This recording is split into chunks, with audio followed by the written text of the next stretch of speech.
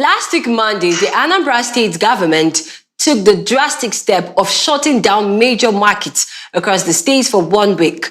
The reason, according to the government, was that traders were complying with sit-at-home orders issued by non-state actors pursuing a separatist agenda. The move sparked backlash, protests, and questions about government authority and economic survival. On Thursday, the 29th of January, Governor Chukwuma Soludo met with traders and market leaders. Out of that meeting, resolutions were made, and yesterday the market reopened, with the governor himself visiting, shopping, and engaging traders on ground.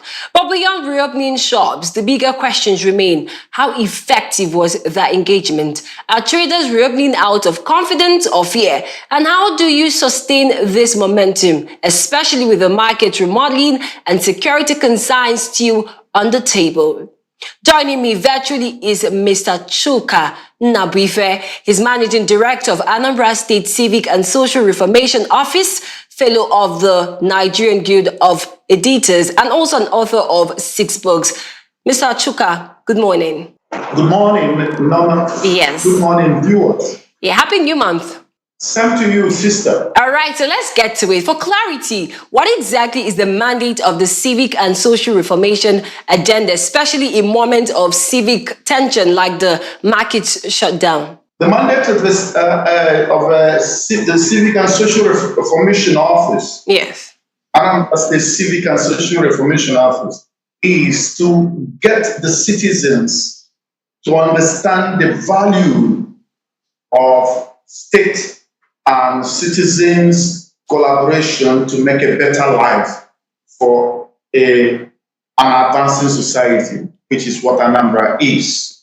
The main mandate also is to get the citizens to get the best from their land through, one, eradicating the ignorance, understanding their identity. In this case, the Anambra identity, and by extension, the Igbo man's identity. okay. And 3, to make the citizen and government work in accord. Because we are strict to censor, we're not entirely a government thing. It's a government agency, but created to make the citizens have a value for the government or governance.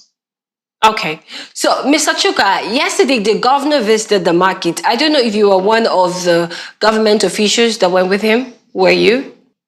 Mr. Exactly. Chukwuma? Okay, you were. Okay, so you were on ground yesterday. Could you just give us, what was the response yesterday? Were there significant improvement from what you saw at the market? Was the turnout something applaudable from the traders and everywhere? Was it bustling like was mentioned? That was not the first time the governor was going there since the closure of the market. Yeah, but the reopening, rather. He was there for the reopening of the market. The reopening, yeah. Yes. I was there briefly. Okay. Because of the call of duty. All right. But the number of people, the people you saw there in camera, is just a fractional representation of the people in the entire streets within and around the Anambra market. Okay. What was there was in journalism, we don't train people. We were not trained, and we don't train people to use the expression "mammoth crowd" because it is sensational. But there was a huge crowd. I can attest to that. Okay, love that. So we had the report, we had a correspondent, our correspondent get us a report, and one of the videos had one of the traders saying that the reason that they're out in the market is not because they want to do that willfully, right? But because of the governor would have their shop shut if they don't come out. And it's not like they would find other people come to the market from different regions or different states, come to buy anything. So they're just there out of fear of what the governor would likely do if they don't come. So do you think that traders are out because of fear of what the governor would do? Or you think they are doing that out of, we don't have confidence that there is security, everything has just been put in the right place? How do you believe that you as a as No, an anchor. it's not about what I believe. I am trying to ask you, you are there, you are the managing director, right? So I want to know, let us balance it. It's not what I believe at this point. No, But I'm nobody was just, there out of fear. okay. I'm answering you. Okay. Nobody was there out of fear, but people were there out of understanding that not being there could actually be a mistake.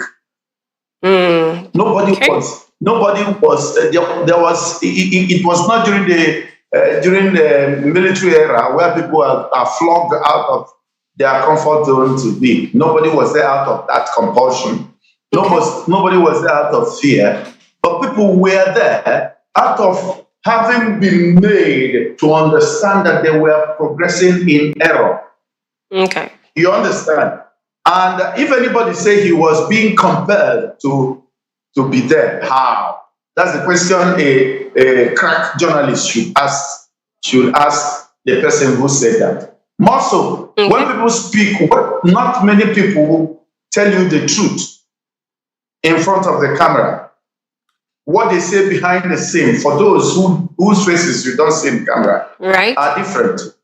You understand? The things they say behind the scene are different from the things you hear while in front of the camera. Some of them are still trying to placate and present themselves as non-committal, so that they will they will be seen as dancing on one foot at the left side and dancing with another foot on the right side. All right. Nobody was compelled. Okay. We didn't see anybody with lashes. We didn't see soldiers pushing people out of their homes. We didn't see the transporters being commandeered to move. Transporters who were moving around, were they compelled? No. So Okay. there's no explanation for that. Yeah, when you speak about them not being compelled, but the governor also have a benchmark. If I don't see you in the market on Monday, I'm shutting it down for a full month. But let's just move to something else that happened on Thursday. The governor had a meeting on Thursday with the market leaders and some traders and some stakeholders in the state.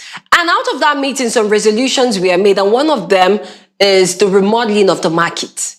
What's exactly the plan? Because the government had a meeting with leaders of all markets, not main market alone. Okay. Not on the main market alone. Okay. Leaders of all markets, heads of lines, and leaders of all markets in Anambra State on Thursday, the 29th of January, at the Lighthouse. That means the government house of Anambra State, the new government house. Journalists were there. It was reported live. And the governor addressed the media too. The leaders of the market addressed the media. Okay. For clarification, one of the issues that came out of there was the renovation and rejuvenation of Onitsha main market. Yes. Something which has been in the offing. Since the Third Republic of Nigeria. Do you understand? Okay.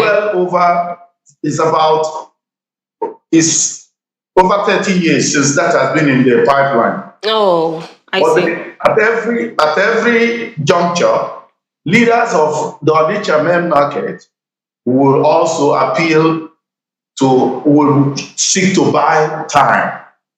Do you understand? I'm listening. Will be with me also. Okay. Yes, you will also note that the issue from the market closure, the 7-day market closure, which ended on Monday, that's yesterday, was an outcome of several years of persuasion, several years of negotiation. It's not it wasn't an impromptu thing. Okay. The government had been asking the traders, persuading the traders to also try as much as possible not to make the people of Anambra State lose. You know what 8 billion naira means in a day. In a day. Every Monday that the market is closed, and as you are doing a business program, Okay. you can break down 8 billion naira. Yes. 8 billion naira is lost, and it's an estimation. It's not even it's even far higher. It's estimated to have been lost in Anambra State alone. Okay. By the people of Anambra. The highest what the state gets from the market is IGR. And mind you, the place is owned by government.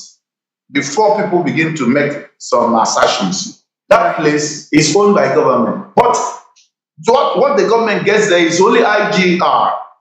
And 8 billion goes every Monday without being taken. And all over the East, that market is a core market that serves this country and beyond the sub-Saharan region. Yes. I've been in that market where some traders from Congo, Democratic Republic, came to buy things. So in the entire southeastern region, at least 19 million naira is lost. Any Monday, there was no business. Yes. At least. Right. It's an estimation not done by Anambra State government alone, but by certified statisticians. So what we are talking about is economy. It is, if you go further, you say it's governance and leadership. It is not politics. In as much as some people will want to twist it into politics, what Soludo went to survey is economy. Okay. And it is something he has been particular about. All right. He has been particular about before even he became governor. Okay. And while he was a governor. One of the first visits Mr. Governor made as a governor in 2022 was to visit Nnamdi Kanu in DSS custody. All right, Mr. And Nnamdi Kanu established it because one of the demands Mr. Governor asked him is, please release the East. They say this sit at home is because he said no. Anything that will hurt, Nnamdi Kanu said, anything that will hurt the economy of the Southeast, he is not part of it. That he never ordered any sit at home. So in a parted there. Now the case of Nnamdi Kanu have come to a head. Okay. And do we still continue cutting our nose because we want to spite our face? All right. Must we continue to wallow in sin because we have abundance of grace? All right, Mr. Chuka. So I would want to wrap up with this question that has to do with the remodeling, the facelift of the market, right? And you said that it's been in the pipeline for over 30 years. But now the governor really wants to act it. Yes, the governor wants to act it out, right? What are the compensation that have been mapped out for the traders? Because this will be structures going down, livelihood being shut down, people's shop being brought down. What is the plan? What are the compensatory frameworks that have been mapped out for these people, for these traders, in the event of their buildings, their shops being destroyed? Every plan, particularly made by a serious government like Anambra State government, has environmental impact analysis. It has compensationary plan. It has its own compensations and its own merits and demerits. All right. Anambra State government have been in pipeline. Do you know how many governments that have gone since the creation of Anambra State? You know. It has been in pipeline. And now this issue that brought it. Mind you, if you were in charge and you find out that some agents of destabilizing politics now want to take over your the source of the livelihood of your people, will you fold your hands?